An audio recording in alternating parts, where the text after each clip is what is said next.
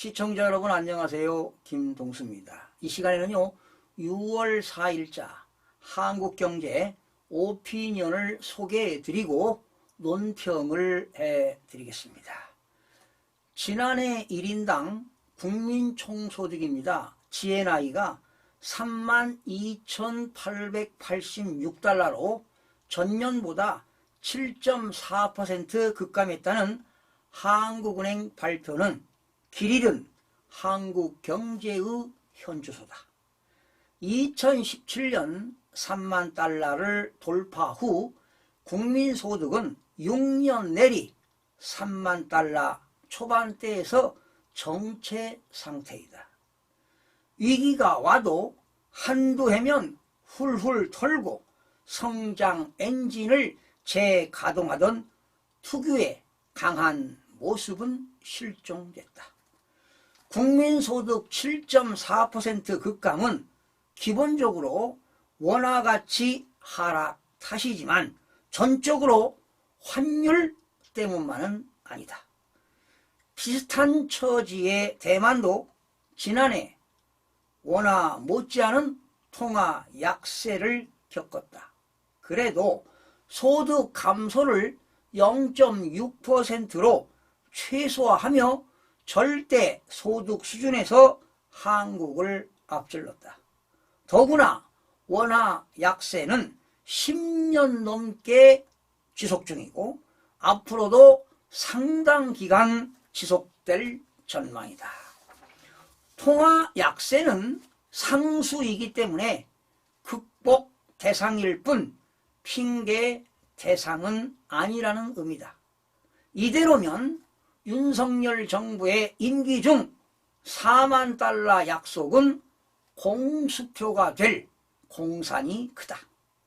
소득 3만 달러에서 정체된 대표 국가가 이탈리아다. 무려 17년째 4만 달러 벽을 깨지 못하고 있다. 이탈리아가 유럽 최악의 저출산과 포퓰리즘 재정 풀기, 강력한 노동조합의 존재 등 여러 면에서 한국과 비슷하다는 점은 많은 시사점을 준다. 이창용 한국은행 총재가 우리 경제는 구조적 장기 저성장 국면에 이미 진입했으며 구조개혁만이 해법이라고 직격한 것도 그런 맥락이다. 다행히 이관섭 대통령실 국정기획수석은 엊그제 미래를 위해 표를 잃는 한이 있어도 과감히 도전하겠다며 3대 개혁을 강조했다.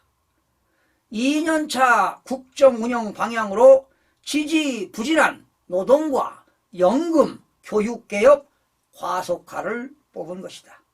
모처럼 당국자의 바람직한 다짐이지만 여러 여건상 또 선언용은 아닌가란 의구심도 만만찮다는 점을 명심해야 할 것이다. 경제 버팀목인 수출이 작년 10월 이후 지난달까지 8개월 연속 대규모로 쪼그라들었다. 2년간 지속 하락 중인 경기 선행지수를 볼 때 한국 경제는 경착륙 국면에 진입했다는 현대경제연구원의 평가까지 나왔다.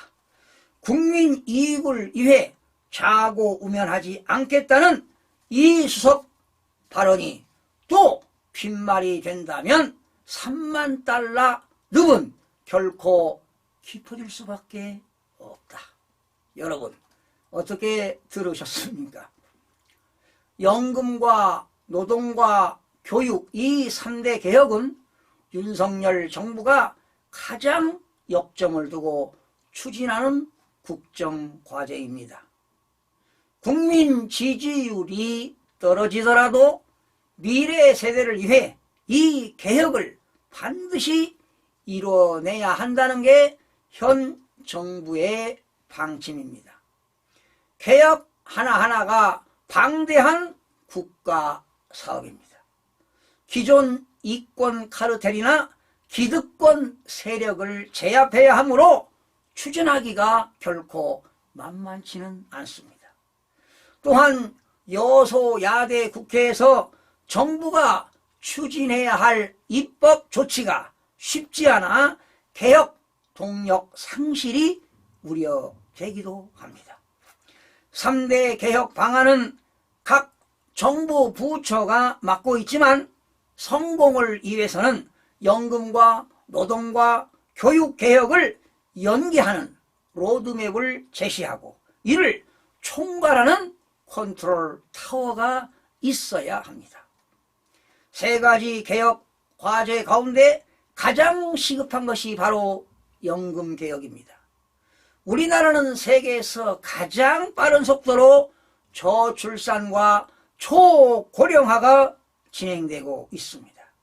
조만간 노후 빈부 문제가 가장 심각한 사회 문제로 대두될 수밖에 없습니다. 연금 개혁의 우선순위를 두고 이를 뒷받침하기 위한 노동과 교육 정책 로드맵을 제시해야만 3대 개혁이 탄력을 받을 수 있습니다. 3대 개혁을 추진하는 과정에서 정보의 공개가 투명성과 공정성과 신뢰성이 확보되어야만 합니다.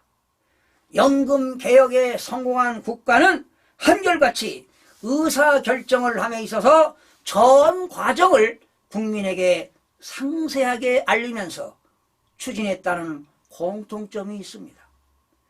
기금 고갈 시점을 정확히 국민들에게 알려 경각심을 일깨우고 주요 결정이 이루어진 과정을 보여주는 회의록을 투명하게 공개해야 합니다.